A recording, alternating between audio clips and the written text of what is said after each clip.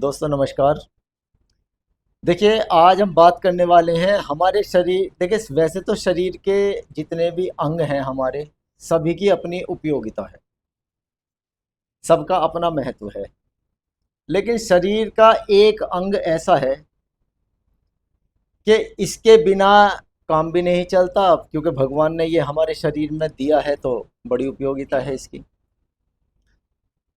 लेकिन बड़ा ही सबसे बड़ा अगर हमें कोई रोगी बनाता है तो वही शरीर का अंग है, और वो है हमारी जीभ। अब जीभ कैसे है? देखिए, ये जीभ ही तो है जो नए नए स्वाद चाहती है, नई नई चीज खाना चाहती है।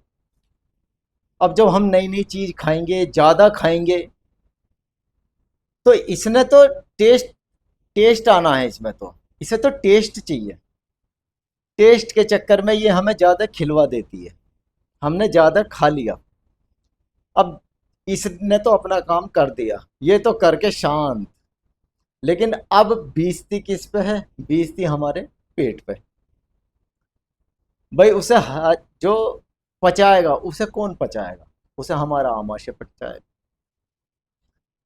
उसकी जैसा कि मैंने हमारी कल एक वीडियो आई थी उसमें मैंने बताया कि उसकी अपनी एक लिमिट है, वो सिग्नल भी देता है। बताया कि शरीर के हर अंग का अपना एक सिग्नल होता है, जिस अंग को जिस चीज़ की आवश्यकता है वो हमें सिग्नल देता है। ये कल हमने बात की थी। अब हम करते हैं आज बात जीभ पे कर रहे हैं। तो देखिए, ये तो अपना काम करती है, लेकिन साथ में जो ये दिया है, ये जो दिमाग दिया है, इससे हमें इसको कंट्रोल करना है। जैसे हम अपनी बॉडी को किससे करते? देखिए ये सर्वर है। हमारी पूरी बॉडी को कौन चला रहा है? सर्वर ही तो चलाता है। जिस प्रकार एक कंप्यूटर को सर्वर चलाता है, सीपीयू, उसी प्रकार हमारी जो बॉडी है, हमारा जो शरीर है, इसे चलाता है हमारा मस्तिष्क। और एक कहावत है कि स्वस्थ शरीर में ही स्वस्थ मस्तिष्क निवास करता है। यानी कि अगर हमारा शरीर स्वस्थ होगा तो हमारा मस्तिष्क स्वस्थ होगा, और जब हमारा मस्तिष्क स्वस्थ होगा तभी हम प्रॉपर वे में सारे काम कर पाएंगे। तो अब क्योंकि बात जीभ की चल रही है, तो देखिए हमें अपनी जीभ को कंट्रोल कैसे करना है। अब मान लो सामने तो अच्छे अच्छे पकवान रखे हैं, ब्याह शादियों का भी दौर चल रहा है, वहाँ भी जाते हैं तो 50 तरीके के व्यंजन मिलते हैं, सब हमें खाने को। ये जीभ ही तो है जो हमें वहां तक ले जाती है, चलो भाई ये भी खाओ, ये भी खाओ, ये भी खाओ।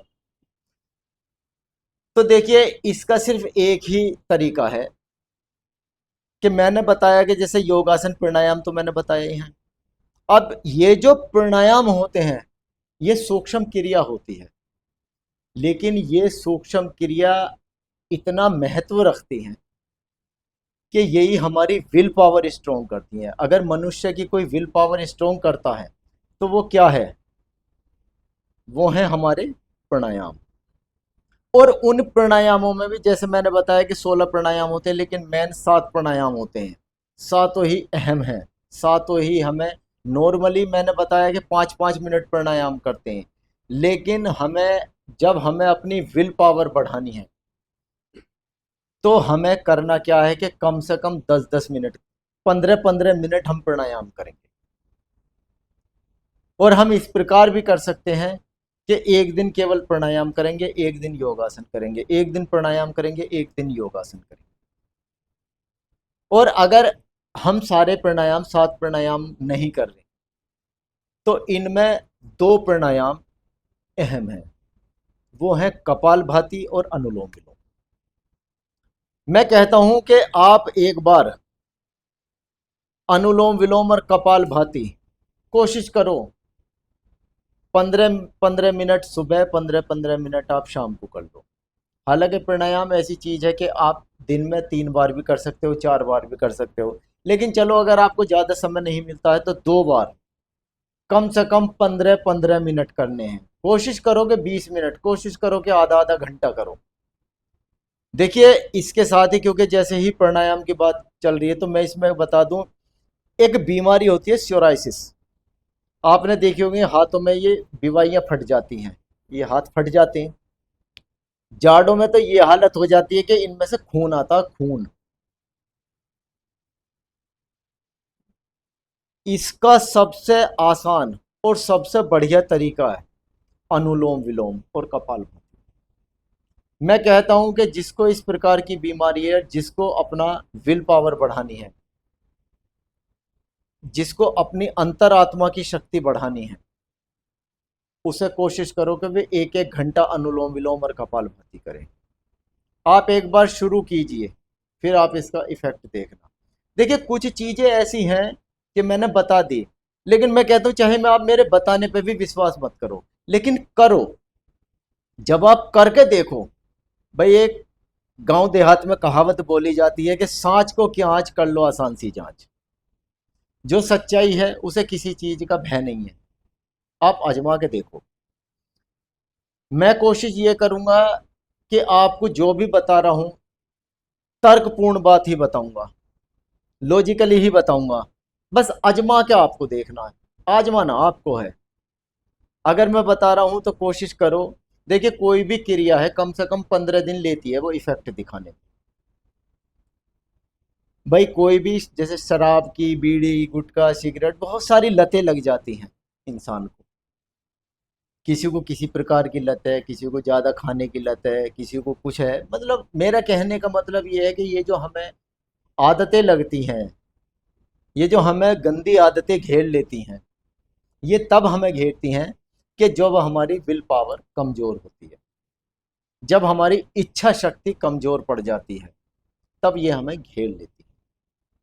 अगर हमारी इच्छा शक्ति मजबूत होगी तो ये बीमारी, ये कोई हमें, जितनी भी ऐसी चीज़ें हैं, जितने भी ये व्यसन हैं, जितनी भी ये बुरी आदतें हैं, ये हमें नहीं घेर पाएंगी, ये हमारे समीप भी नहीं आ पाएंगी। तो नित्य प्रतिदिन आप प्राणायाम बढ़ाइए अपने थोड़े से, और ख़ास तौर से ये दो प्राणायाम। फिर आप अपनी विल पावर देखो, फिर आप जो चाहोगे वो होगा। फिर आपको टेंशन लेने की ज़रूरत नहीं है कि भाई कोई चीज़ मेरे सामने रखी है, मैं इसे खाऊं या नहीं खाऊं। अगर आपकी विल पावर स्ट्रांग है, अगर आपकी इच्छा शक्ति मजबूत है, तो बेशक सामने कुछ भी रखा, कितने भी 70 तरीके के व्यंजन रखें, आप कुछ नहीं खाओगे। आप वही खाओगे जो आपके स्वास्थ्य के लिए अच्छा है। तो इसमें कोई ऐसा वो नहीं है। तो चलिए आज के लिए इतना ही रहने देंगे, और देखते हैं, करिए आप। ठीक है।